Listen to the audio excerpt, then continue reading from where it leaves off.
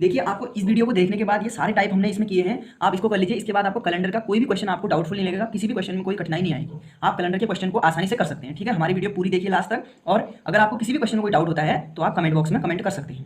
ठीक। Hello everyone, welcome to Shikshashala. Friends, आज की वीडियो में मैं लेकर आ गया हूँ रीजनिंग का एक और इम्पोर्टेंट चैप्टर, जिससे कि आपके एग्जाम में हमेशा क्वेश्चन पूछे जाते हैं।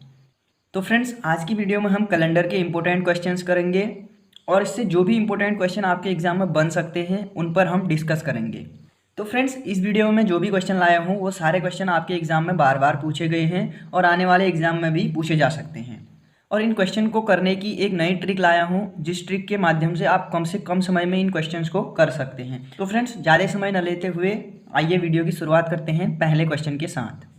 तो फ्रेंड्स, जैसे कि यहाँ पे पहला क्वेश्चन दिया हुआ है, यदि 1 जुलाई को सोमवार है तो 1 अगस्त को कौन सा दिन होगा। तो इसके लिए आपको दोस्तों हमेशा एक चीज़ याद रखनी है कि कौन सा महीना 30 जाता है, कौन सा महीना 31 जाता है। ये चीज़ आपको हमेशा याद रखनी है। जैसे कि यहाँ पे हमें पूछा था कि 1 जुलाई को सोमवार है तो 1 अगस्त को क्या होगा। ठीक है, अगर मैं बात करूँ जुलाई की, तो फ्रेंड्स जुलाई का जो महीना होता है ये हमारा 31 जाता है, और अगस्त का महीना भी हमारा 31 ही जाता है। ठीक है, लेकिन हमें यहाँ पे 1 अगस्त का ही बताना है, तो अगस्त के महीने से हमें कोई मतलब नहीं है। ठीक है, सबसे पहले क्या करेंगे, देखिए सेम डेट दी है, 1 जुलाई से 1 अगस्त को जाना है। ठीक है, तो सेम डेट दी है, तो जुलाई का मंथ में 31 दिन होते हैं। इस 31 को हम 7 से डिवाइड कर देंगे, क्योंकि एक सप्ताह में 7 दिन होते हैं। ठीक है, इसको 7 से डिवाइड करते हैं, 7 चौको 28, तो हमारे पास शेष कितना बचता है, 3 बचता है। ठीक है, शेष हमारे पास 3 बचता है। जो हमारे पास शेष बचा है हम इसी को लेते हैं। ठीक है, तो जो शेष बचा है हम उसको लेते हैं, यानी कि 3 दिन शेष बचे हैं, तो इसमें 3 दिन हम प्लस कर देंगे। ठीक है, तो फ्रेंड्स यहाँ पे देखिए हमारे पास क्या था कि सोमवार का दिन था। ठीक है, सोमवार का दिन था, इसके बाद 1 2 3 दिन आगे जाना है हमें। ठीक है, 3 दिन, क्योंकि यहाँ पे 3 दिन बच रहे थे तो 3 दिन ही आगे जाना है। सोम के बाद सोम, मंगल, बुध, बृहस्पति, तो यहाँ पे हमारे पास क्या मिला कि हमें उस दिन कौन सा दिन है, 1 अगस्त को कौन सा दिन है, तो 1 अगस्त को हमें निकालना था, तो 1 अगस्त को बृहस्पतिवार हो जाएगा। क्लियर है। चलिए अब देखते हैं अगला क्वेश्चन।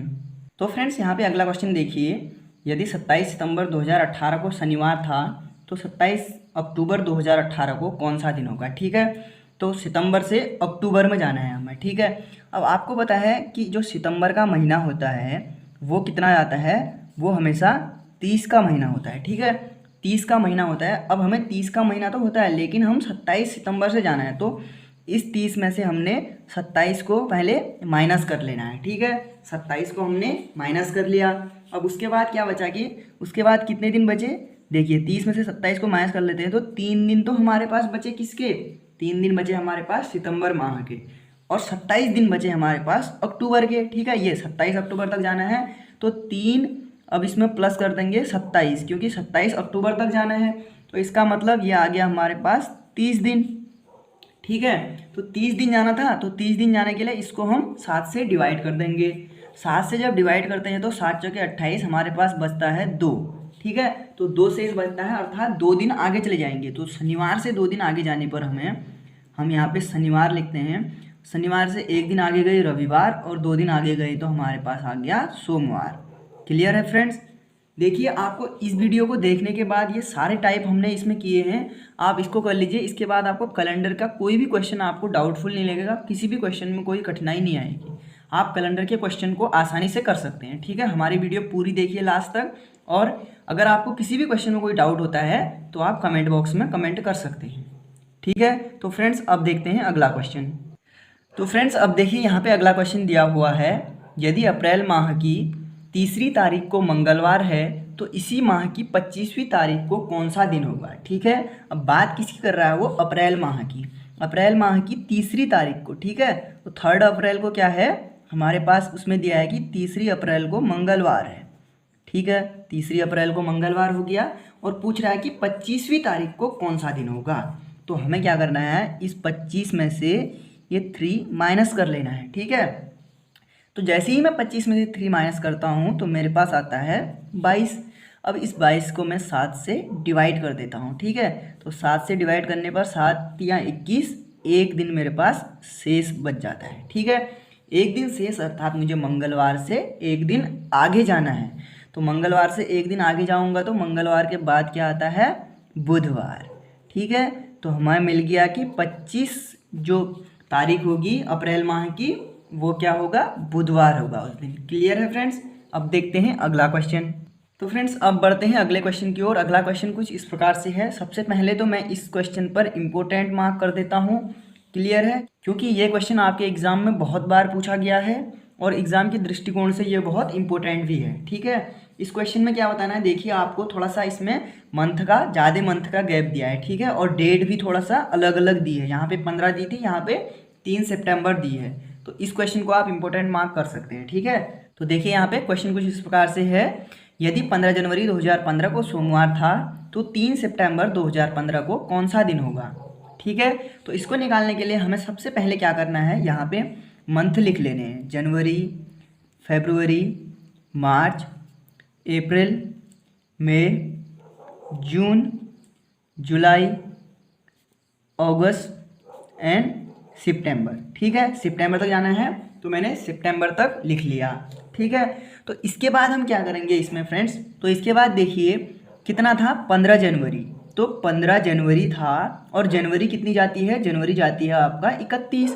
तो हम क्या करेंगे, इस 31 में से 15 को माइनस कर लेंगे, क्योंकि 15 जनवरी तक हम जा चुके हैं। तो 15 में से जैसे ही मैं 31 में से 15 माइनस करता हूँ तो मेरे पास आ जाता है 16, अर्थात जनवरी के मेरे पास 16 दिन बचे हैं, क्योंकि 15 दिन जनवरी के ऑलरेडी काउंट हो चुके हैं। ठीक है, अब फरवरी। अब दोस्तों एक चीज़ इसमें और ध्यान देने योग्य बात है कि फरवरी की हमें देखना है कि ये लीप ईयर है या नहीं है। ठीक है, तो लीप ईयर नहीं है 2015, क्योंकि हमें लास्ट संख्या को 15 से डिवाइड, जो लास्ट संख्या है 15, इसको 4 से डिवाइड करना है। पूरी बार डिवाइड हो जाएगा तो लीप ईयर है, अगर पूरी बार डिवाइड नहीं होता है तो लीप ईयर नहीं है। ये बात हमेशा याद रखिएगा।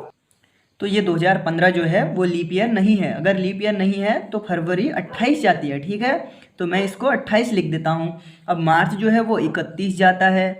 ठीक है, अप्रैल 30 जाता है, मई 31 जाता है, जून 30 जाता है, जुलाई 31 जाता है, अगस्त भी 31 जाता है और सितंबर जो है वो 30 जाता है। ठीक है, तो अब देखिए यहाँ पे ये जो लिख दिया मैंने, इनके बीच में अगर प्लस प्लस लिखना पड़ता है। सब ये दिन हमें काउंट करने हैं, प्लस करने हैं और इनको 7 से डिवाइड करना है। लेकिन इतना ना करते हुए मैं क्या करता हूँ, मैं यहीं पे इनको 7 से काट देता हूँ। जैसे मैंने 16 को 7 से काट दिया तो 16, 7 दूनी 14, यहाँ ये 2 बच गया।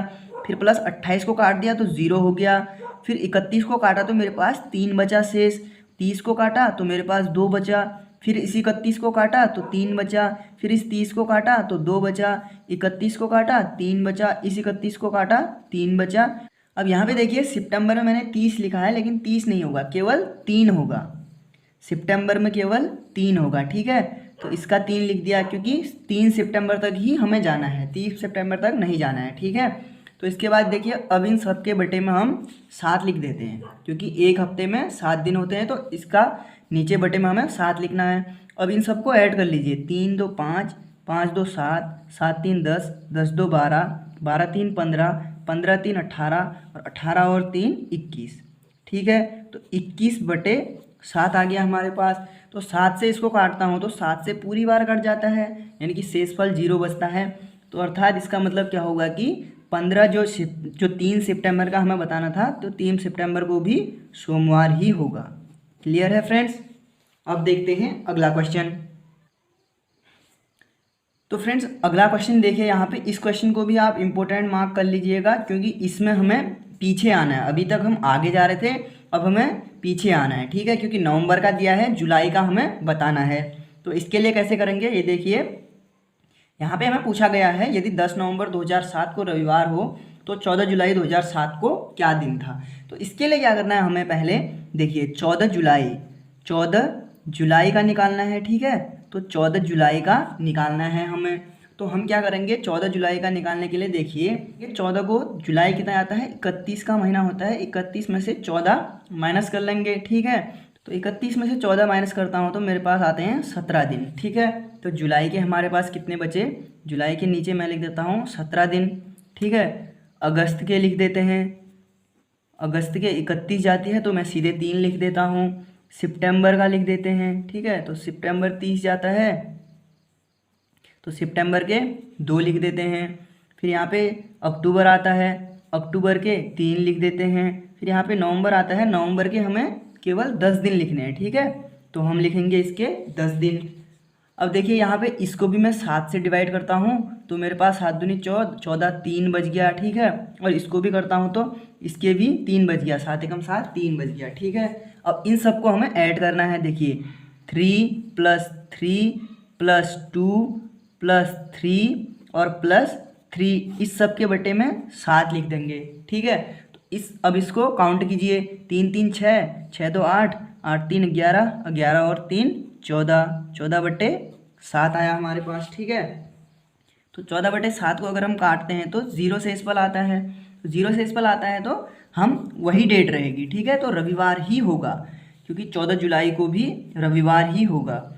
फ्रेंड्स यहाँ पे तो हमें 0 आ गया था, रविवार ही होगा इसलिए। लेकिन अगर आपके पास कोई अदर संख्या आती है, जैसे यहाँ पे मैं मान लेता हूँ अगर 2 आ जाता, इसके बाद 2 आ जाता अगर, तो 2 प्लस नहीं करेंगे। हमेशा एक चीज़ ध्यान देने योग्य बात इसमें ये है, अगर यहाँ पे जैसे 2 आ जाता तो उसमें हम रविवार के बाद, अभी तक तो 2 दिन आगे जा रहे थे, अब 2 दिन पीछे जाते। देखिए रविवार के बाद शनिवार आता, शनिवार के बाद यहाँ पे शुक्रवार आ जाता, अगर यहाँ पे 2 दिन शेष आते, ठीक है। जितने भी दिन शेष आते उतना पीछे जाते, क्योंकि यहाँ पे पीछे का पूछा है, ठीक है। हमेशा जब पीछे का पूछा होगा तो उसमें हमें माइनस कर देना है उतने दिन। क्लियर है फ्रेंड्स। अब देखते हैं अगला क्वेश्चन।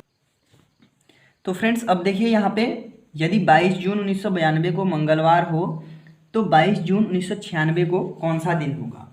अब इसमें भी आप इंपोर्टेंट डाल सकते हैं, क्योंकि इसमें देखिए यहाँ पे थोड़ा सा ईयर चेंज हुआ है, ये अगली टाइप है, इसमें ईयर भी चेंज हुआ है, ठीक है।